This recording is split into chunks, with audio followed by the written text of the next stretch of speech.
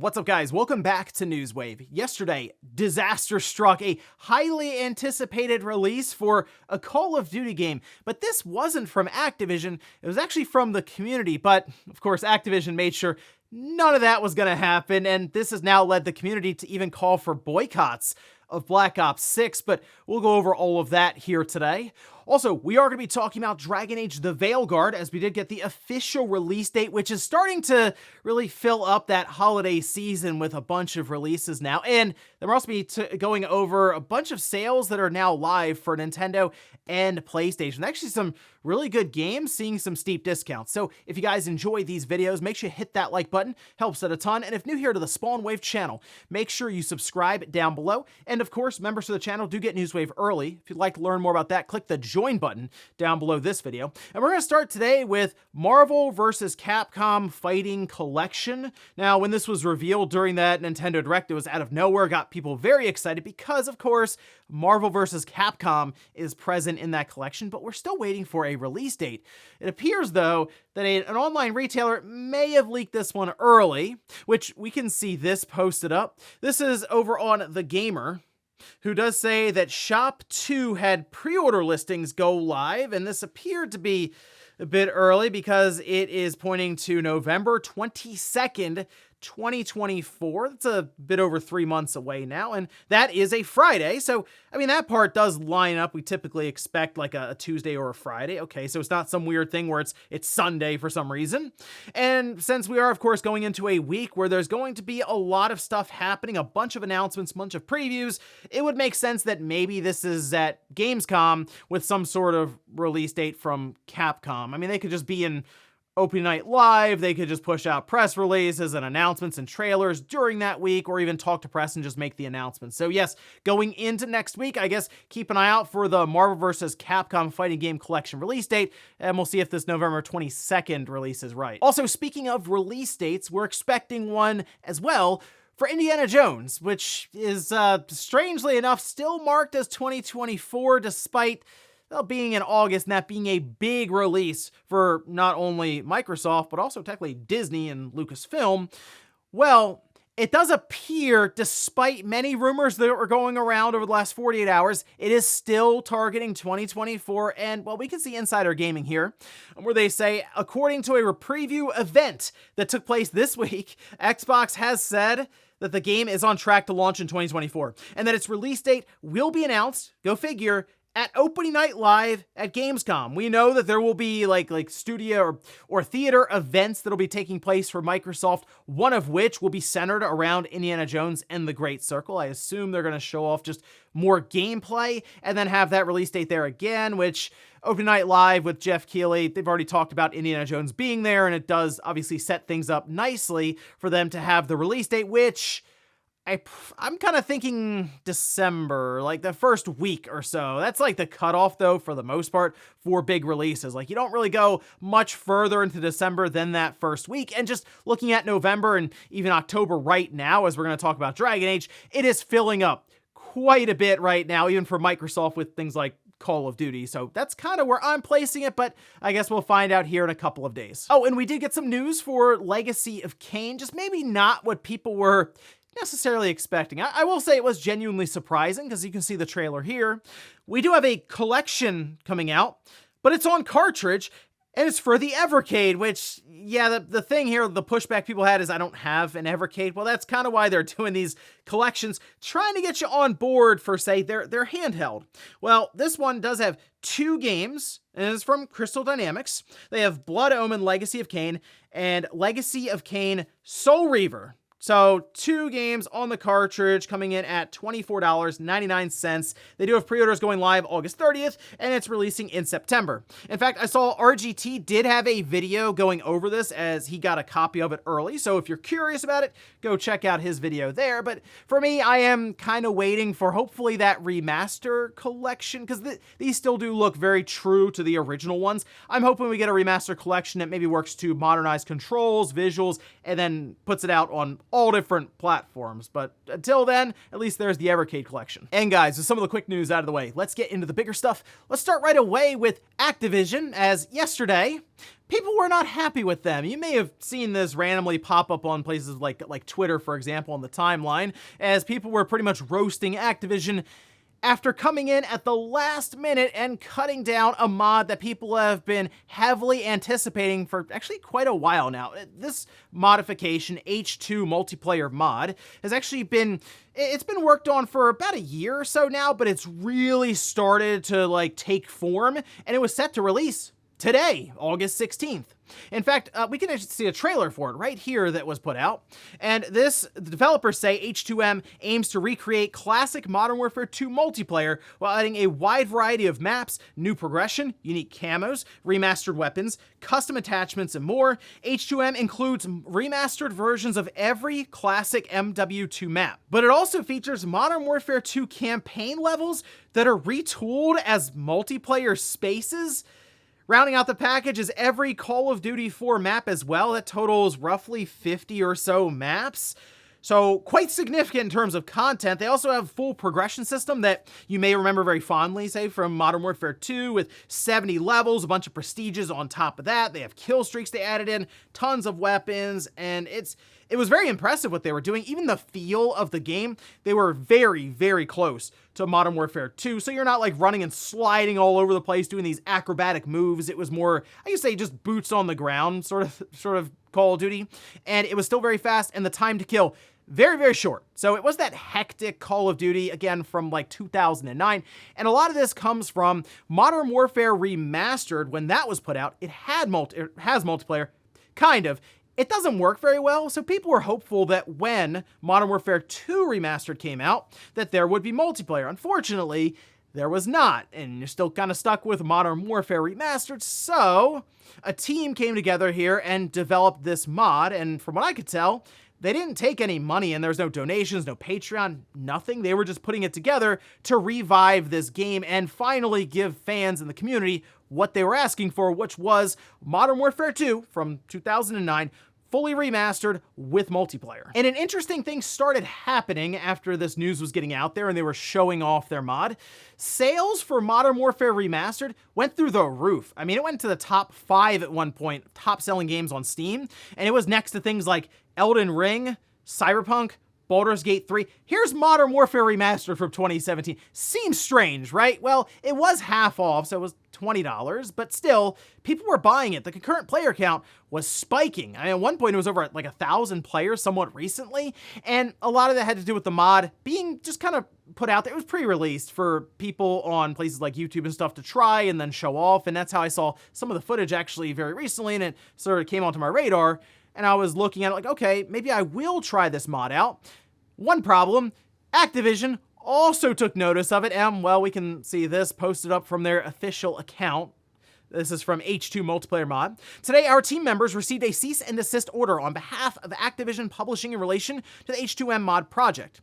We are complying with this order and shutting down all operations immediately and permanently. This was sent out, from what I could tell, 3:30 or so p.m. Eastern Time, and this thing was going to launch 3 or 4 hours later, because while it wasn't technically the 16th, time zones, that kind of thing, right? It was basically set to release August 15th at night. Okay, so it was seriously 3 or 4 hours away, which is incredibly unfortunate.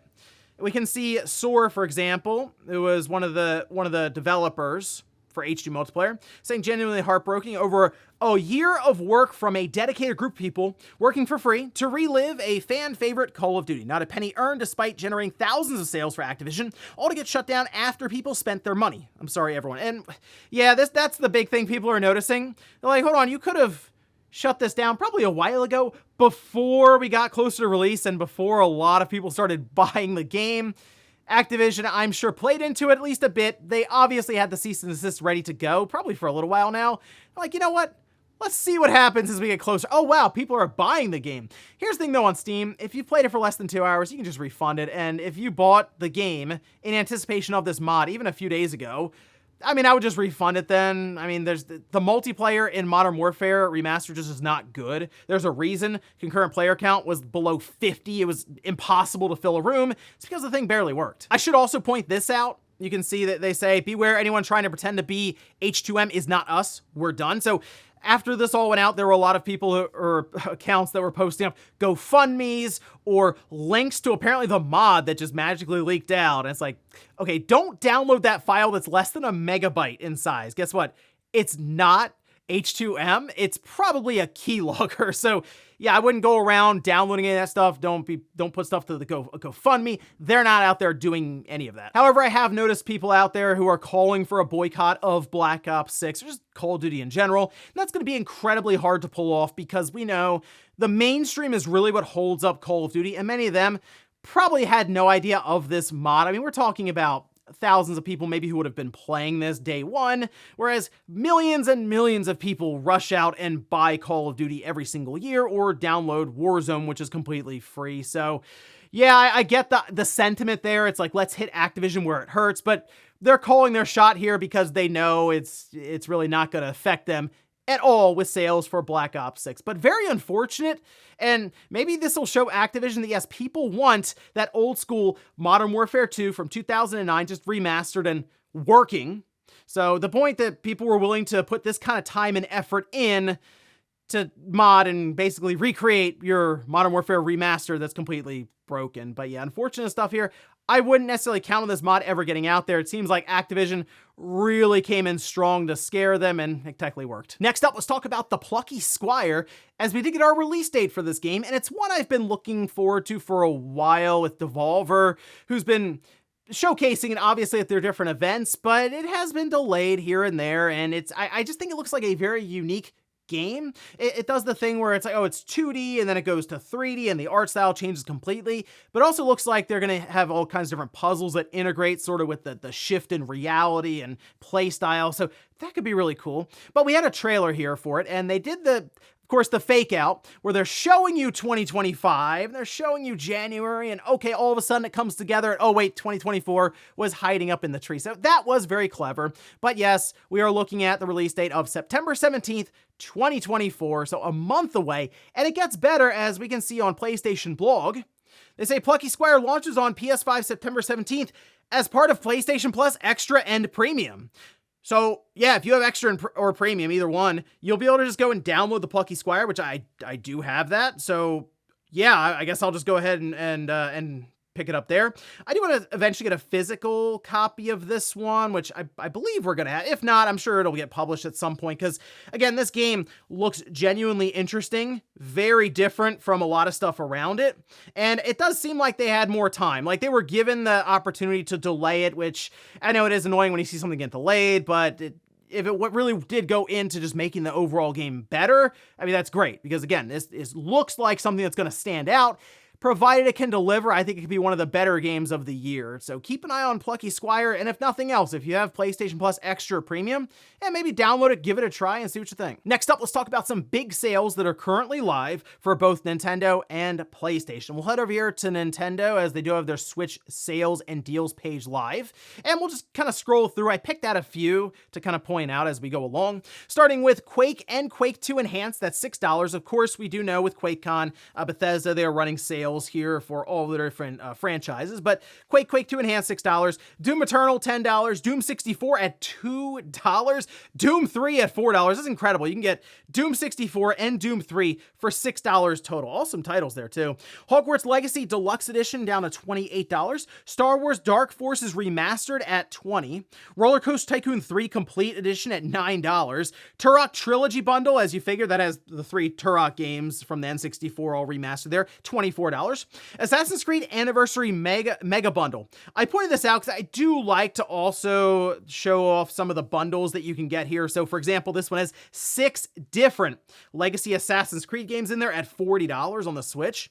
Disgaea 1 Complete, that one's $18. Disgaea 5 Complete at $20. And then we have a whole bunch of Trails games here. Trails from Zero at $28. Trails into Reverie, that one's $36. Trails of Cold Steel 3, $24. $24, Trails of Cold Steel 4, $24, and then Ys 9, $27. Then we can move over to Sony with their PlayStation 5 and PlayStation 4, right? They're both represented here. This is their August sale that they have running currently, starting with Gran Turismo 7 at $40, Dragon's Dogma 2 is down to $56, System Shock at $26, Batman Arkham Collection, it's a bundle of all the Arkham games, $6, that's pretty good. Castle Crashers Remastered, if you've never played Castle Crashers and you have some friends, they can come over, hang out, couch co-op, $3, you can't go wrong here.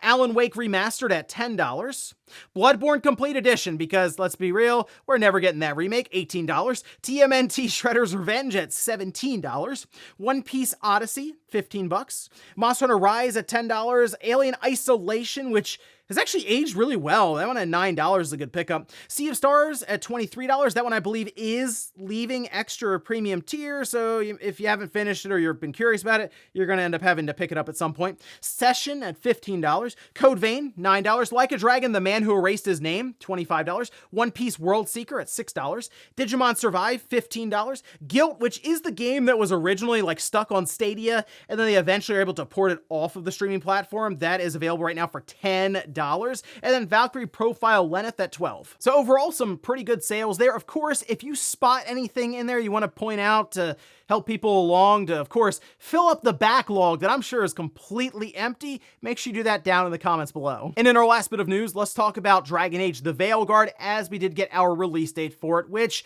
I will say that October-November time period starting to fill up pretty quickly, and I think after Gamescom next week, we're gonna have quite a few titles releasing all around each other in like this 3-week window.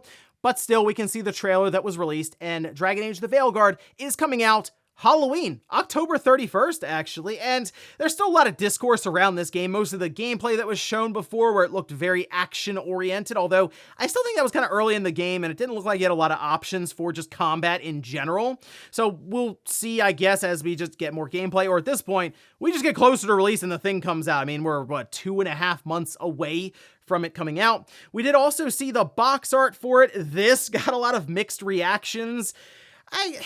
It does look a little strange. Like, so whenever I picture Dragon Age, and maybe this is just me, I kind of picture more dark and brooding. This is very bright. Like, I mean, it's purple, which is great, but then it also has a lot of stuff happening on the cover. Some have said it looks kind of like almost like what you'd expect from a Fortnite or a hero shooter or that kind of thing. I get it. It does look, quote unquote, modernized in terms of art style. It is taken on seemingly that Fortnite art style.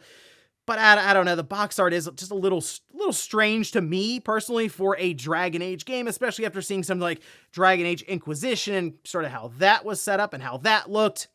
But it is seemingly just a very controversial game at this time. Specifically, it seems more or less from the people who are really into Dragon Age and not really sure what to think of the gameplay. Me personally, I'm not that invested in Dragon Age. I mean, Inquisition was good. I think the most out of all of them, probably the original Dragon Age Origins. That was like way back in the day when we still had that BioWare that was more along the lines of kind of like the strategy turn-based sort of RPG where you're freezing time and making moves that way. Now it's just gone full on action, it seems. But I'll certainly give it a chance when it comes out October 31st. And if you're really big into Dragon Age, let me know down in the comments how you feel so far about what they've shown. And before we go to the comment of the day, we'll take a look at the poll that I posted up yesterday, where I ask, are you picking up Dragon Age the Veilguard? So 7%, they're just getting it ASAP. They're locked in, they're sold. October 31st, they'll be there. 25% say maybe later when there's a sale, which, yeah, I mean, I could see this game going on, I don't want to say quickly, but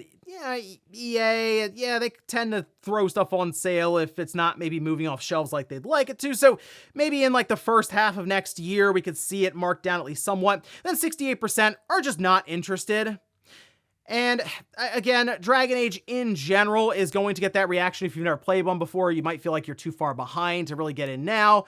But we'll see when it comes out how it fares, because if reviews are really, really strong, that of course could tip the scales in the favor of it actually doing well, even in its very crowded slot. Because again, I think we're going to see more and more games start to appear there in that late October, early November window. And it is going to come down to, okay, which game do I want to pick up? Because if Dragon Age isn't really standing out as much, I could see it being something that just kind of get lost in the weeds with everything popping up. And we'll finish up with the comment of the day as you're seeing here. This is from Colin, who says, for Final Fantasy VII Remake Part 3, I assume a lot of the work is already done, unless they plan on changing the world up after Meteor is summoned.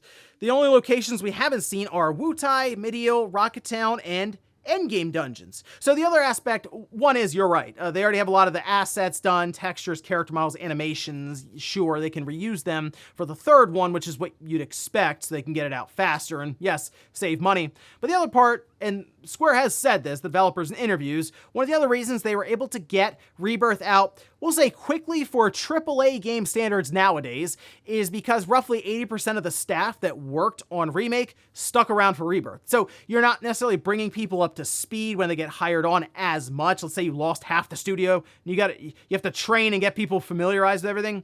They didn't have to really go through that step. So in the case of this third one, well, maybe because they're able to expedite a lot of the stuff with what I've mentioned, they're thinking about an engine swap because that would be something they can work into a 3 or 4 year window.